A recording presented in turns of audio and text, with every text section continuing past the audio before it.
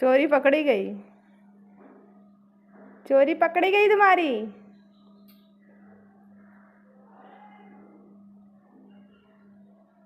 ये देखो हमारे घर का एक चोर जो मंदिर से प्रसाद चुराते हुए पकड़ी गई है।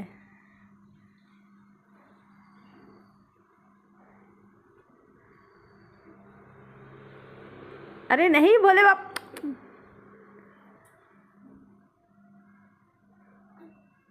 चुट्टी चो बोले बाबा को झूठा कर दे रही। इधर आओ इधर आओ।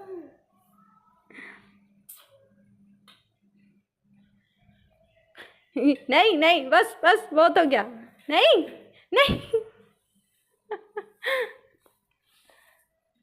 भगवान जी नाराज हो जाएंगी।